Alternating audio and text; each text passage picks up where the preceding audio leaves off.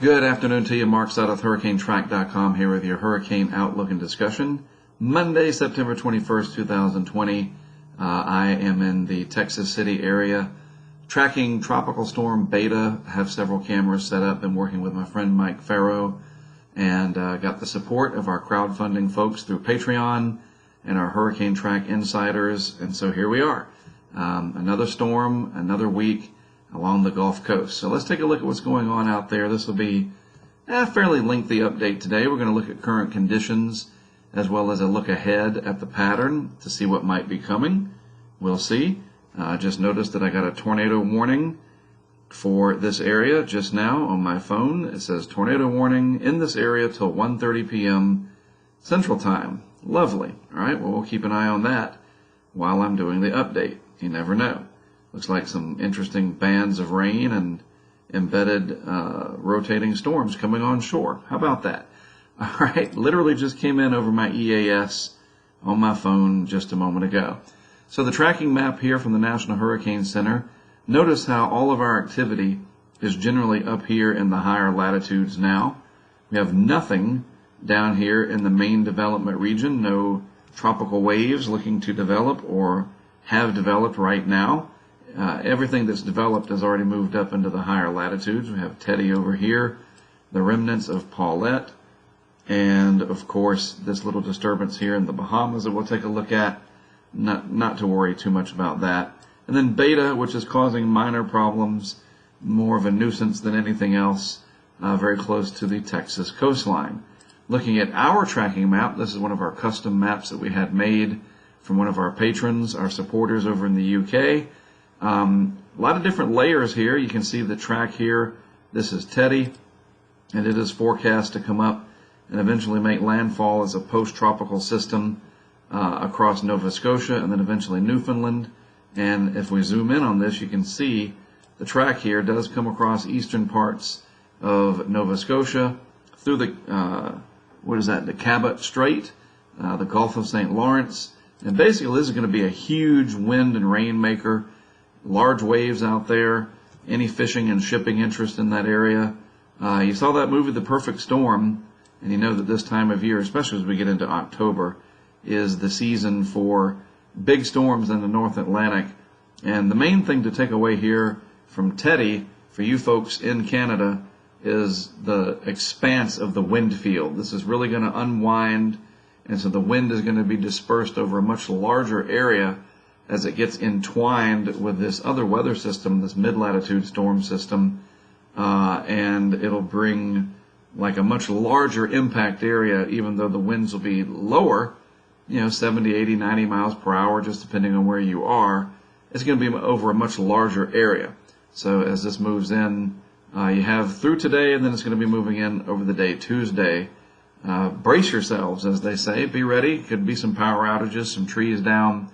Very big waves down at the ocean front as well, and then this will move on off into the high latitudes of the North Atlantic. But Teddy, strong hurricane at one point, came off of Africa as a tropical wave. Looked like it might go through the Caribbean, but that did not happen. Instead, it has turned north and found its way over here, and eventually will end up in Atlantic Canada very soon. And it's interesting because the combination of Teddy and the swells that are coming out from it over time here, and fairly strong high pressure that has made its way off the east coast, has generated this pretty stiff northeast wind flow across a good deal of the Atlantic waters, and that has generated quite a bit of wave activity and flooding. This is on Twitter from Michael Flynn, retweeted by the National Weather Service, Newport, Morehead City. This is out on the Outer Banks of North Carolina. Very typical when you get the dune breach like right here, very close to the Rodanthe, North Carolina area, Merlo Beach.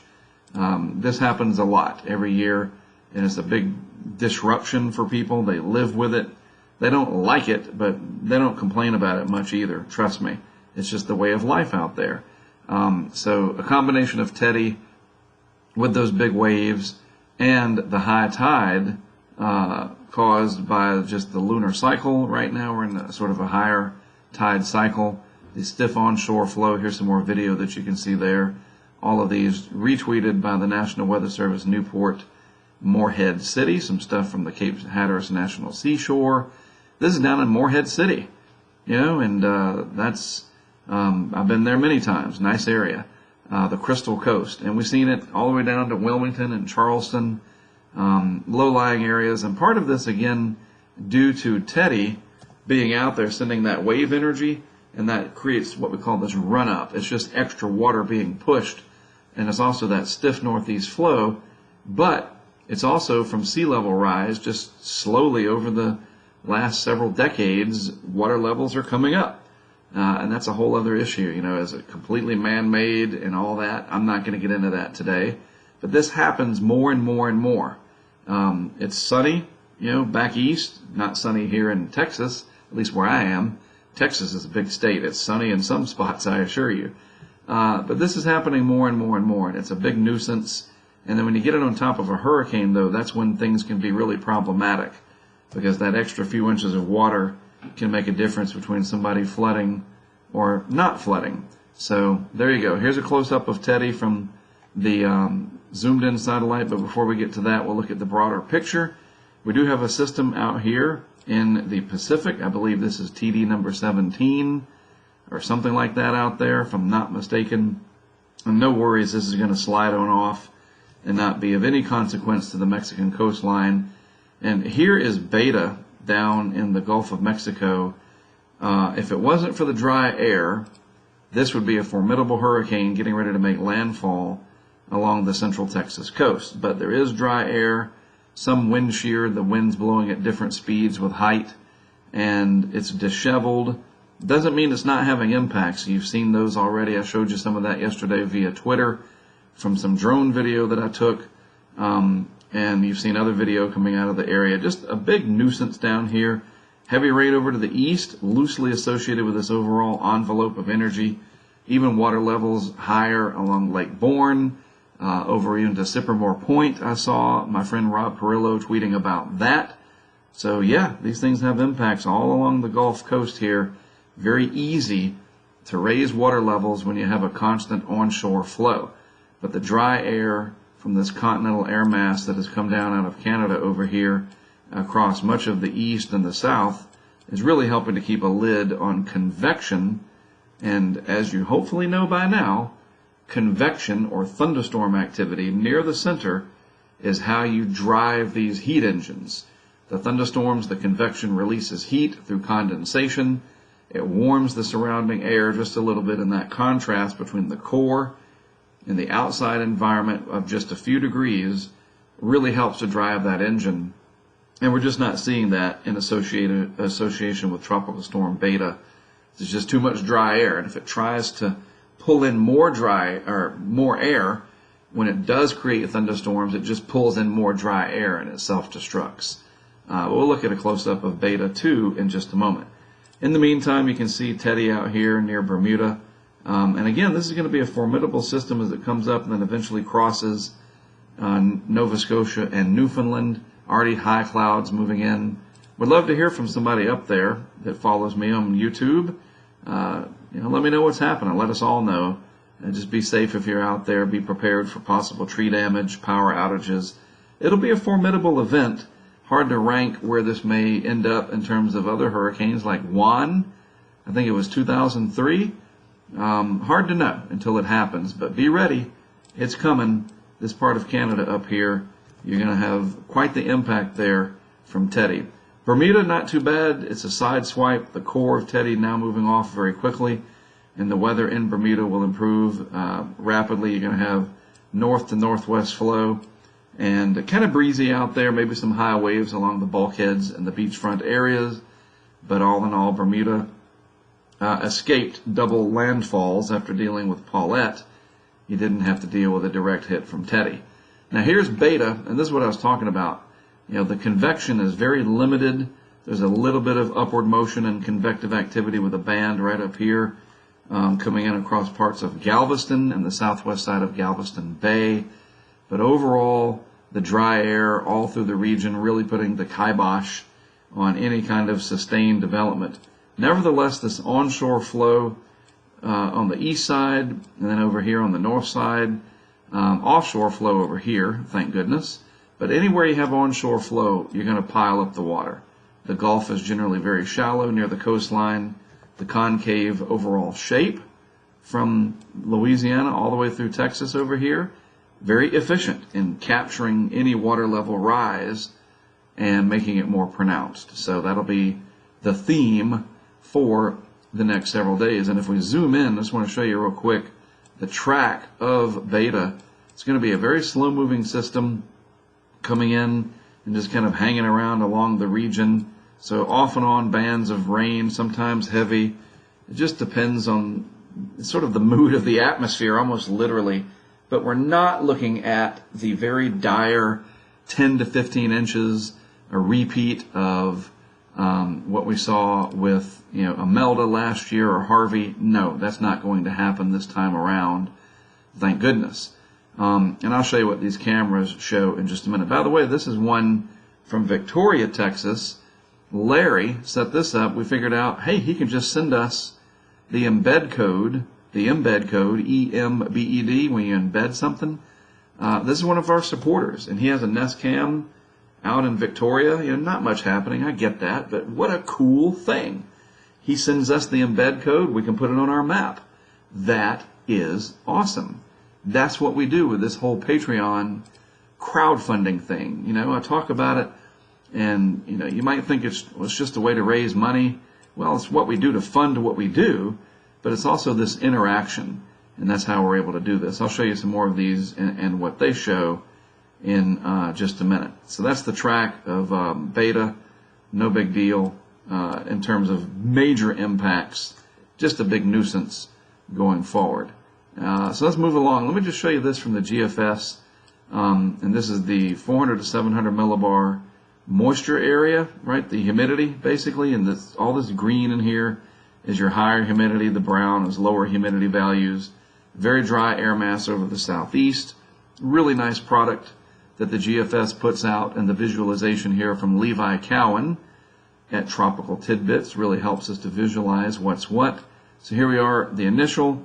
If we go forward 24 hours, there's some moisture, but the deepest moisture is over here, well east of the center, kind of indirectly related to the center of circulation with Beta. So Louisiana, parts of Alabama, and Mississippi, you could get some heavy rain, from that higher moisture content. And then finally out at 30 to 36 hours, it really starts to dry out. The biggest slug of moisture moves across the deep south, and Beta itself just absorbed by too much dry air. And you notice coming out of the Caribbean, just kind of look around a little bit. Remember the National Hurricane Center map, this little feature? Well, we can see that to some extent in this moisture that tries to return north. You see that as I move it out. This is currently, front comes down, and that tries to come back. You see that? So the dry air loses out, and then the moisture feed comes back. Maybe some inclement weather down here, an increase in shower and thunderstorm activity, but just not much with it. And if we look at it from the vorticity standpoint, the other was moisture. This is the vorticity signature, and just not much there. Let's go back to the beginning. All right, so there we are right now. A little bit of energy right there. Okay, there's Beta. This is just a little bit of energy. It's stretched out. It's linear, not focusing. And if we look at this over time, it drifts south over Florida Bay through the Keys, and not much of a reflection. Maybe comes back north there. You see that around 3 days out. I don't see much coming of it. But I will say this.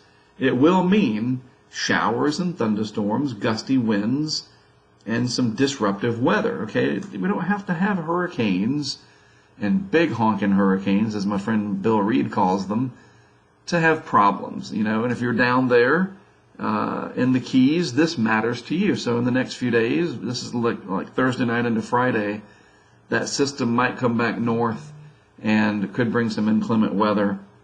Nothing ridiculous that you can't handle, but just be aware of it. All right, so and then you see the vorticity signature with Beta by 90 hours. This is Friday And again, the humidity and the moisture, just not much. So I wouldn't worry about it too much. All right. Radar-wise, these are those bands that I was talking about. We can zoom in here, and a little tornado warning right there. That's the one that I was talking about right at the top of the show, so to speak. It's not a show, but you know what I'm saying, the recording. And these bands will spiral onshore, and every once in a while, one of them will show some rotation and might spawn a waterspout offshore, tornado if it makes it to shore. And these heavy bands can train over an area. This is right over Galveston. And yes, you could pick up 2 or 3 inches of rain. Luckily, Metro Houston generally not being affected by this too much.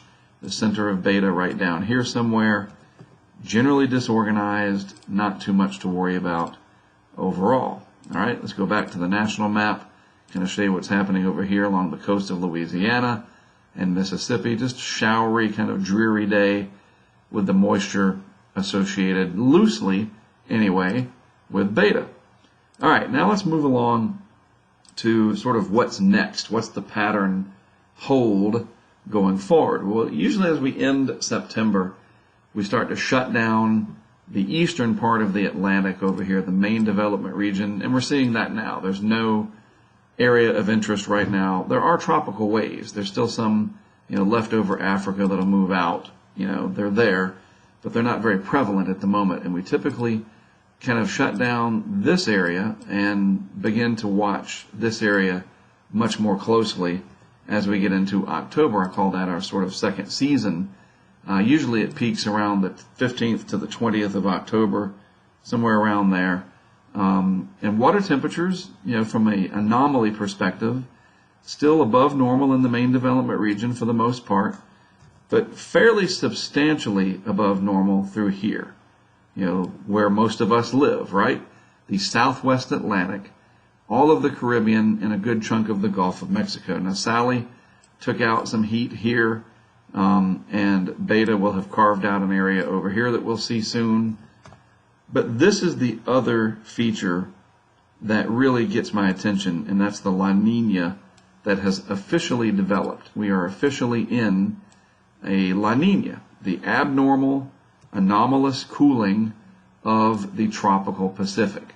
And the reason that this has happened, generally speaking, is the pressure pattern is such that we're having more easterly winds blowing across the Pacific from east to west. And that helps to bring up colder water from the surface, and you get this La Nina pattern. And that cold water relative to average generally means less upward motion and less wind shear for the Caribbean. So as we head into October, we're probably going to see something develop in this area of the Caribbean that we'll have to keep an eye on. There are a few hints in the very long range. The GFS is kind of infamous for taking pieces of vorticity or energy and trying to spin them up whenever it can, especially in the long range once you're at the beginning and the end of each season. It's just the way the model is handling the heat, and sometimes it's correct, sometimes it's not. But I'm telling you, with the La Nina pattern in place and the very warm water relative to average, it's not going to be surprising if we have a hurricane threat somewhere in the Caribbean, possibly towards Florida or Cuba. I mean, October is the most chance that you'll have of a major hurricane in Florida. It's not September, it's October, only by a hair, but it's true. It's more dangerous for Florida in October because of these hurricanes that come out of the Caribbean. You remember Wilma, 15 years ago. So we got to watch that. There's no real indication right now. In fact, if we look at the CFS, the climate forecast system here, this is the velocity potential anomaly. Sinking motion versus rising motion is the easiest way to think of this. And red generally means stop. It's not supportive of widespread upward motion in the atmosphere where the atmosphere is divergent and spreading out. The pattern right now in the Atlantic Basin is not supportive of that. That's why we're seeing Beta struggling, at least part of the reason. We just don't have widespread favorability. But if we look ahead, we see that that might change. This is valid going forward for the next week or so. Beyond a week, the green moves back in, days 8 through 14, and then finally days 15 through 21.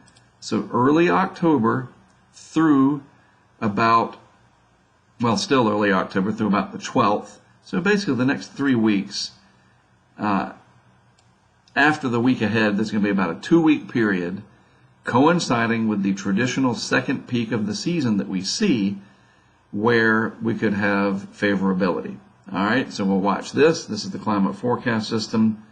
We'll keep our eyes on the Euro, the ECMWF, Madden-Julian oscillation forecast. And you know, too, that it's still green here over Africa, standing wave over that region, the Indian Ocean into Africa. So the tropical waves are still going to get spat out into the Atlantic, and they might start to find their roots, or plant their roots, as it were. The roots will be from Africa. They come from Africa, these easterly waves, and they might plant themselves and develop over here in the Western Caribbean and beyond. So we'll have about a week off from anything to worry about, and then it might pick up again. So let me just show you this real quick. Again, this is a product of what we do when I ask, hey, will you support this project through Patreon? The crowdfunding of the project. This is part of what we do. You might have seen this many times. It's been a busy season. Got the vehicle cam here. I'm over here in the Texas City area, kind of between Texas City and the NASA area near Webster. That's the vehicle cam, raining pretty good. This is a camera on Wendy's house. Wendy, I met her and her boyfriend Michael yesterday down in Freeport, Texas, and we just gave them a Nest camera, and she installed it. Well, I set it up, but they put it on their house. This is sitting on one of the columns of their porch so that we can all see what's going on. Wendy is a friend of Jeff Lindner on Facebook. Jeff Lindner from the Harris County Flood Control District. Jeff is a good friend of mine. And they're just a couple hundred feet away from Wendy's house. Wendy and Michael. Mike and I put a camera, one of our traditional yellow boxes, on a utility pole facing the Gulf of Mexico. And hopefully we can figure out a way to get these raindrops. And don't say rain X because it doesn't work. You just get a billion little raindrops. We got a couple of ideas we're getting ready to work on. Yeah, we're going to try it out. Anyway, that's Freeport camera number 2. This is down in Surfside. And you can see it's really calm down here. We had overwash going all the way across last night. And I bet it really filled up the area behind these houses. And this was mounted on the house of a good friend of mine. I'll leave his name anonymous just to protect him, but not protect him, but he's a good friend of mine, and I'll just leave it at that. And some of you know who I'm talking about. But really nice to be able to put these cameras right there and immerse you in the action. This is over in Sargent, also on a utility pole, just like this utility pole right here. We will drive up, put the camera up, use the truck like a ladder, and there you go. So this is what we do with the crowdfunding. We get people involved. This is our dashboard. You know, I'm just saying, somebody's pregnant. That's funny. I gotta go see what the heck they're talking about in the chat. That was hilarious. Who's pregnant? Nobody in my household, that's for sure. That was weird. They are real people in our chat. Those are our patrons. And so if you want to get involved, that's what we do. It's patreon.com/HurricaneTrack. And we tie it all in through our HurricaneTrack Insider service. But it's more than a service. It's this great cooperative. In fact, I'm going to dinner tonight with one of our patrons. And he's going to meet us up in the Galleria area and treat Mike and I to dinner. I love it. It's just an amazing group of people, and there's nothing else like it in the world. So there you go. And the beat goes on. So after I'm done with this video, I'm going to head down to Galveston with Mike and just see how things are going down there, see some of those rain bands as they come in. The vehicle cam will continue to run on YouTube. We try to do that as much as we can. Another wonderful thing that's supported by our patrons to make that available. All right, you guys have a great rest of your Monday and a great rest of the week ahead. I'll be back tomorrow with another update, of course. We still have to pick up our equipment from Sally, and we still have some Laura loose ends to tie up as well. I'll talk about all of that in tomorrow's update. All right? All right. Thanks as always for tuning in. I appreciate it very, very much. It's awesome to have you guys on the other side. The positivity from 99% of you is fantastic. And the 1% that are angry at the world, don't be so angry. It's all good. And we love you anyway. All right? Chill out. It's all good. All right. I'll talk to you again tomorrow. Thanks for tuning in. Mark Suttoth, HurricaneTrack.com. See you tomorrow.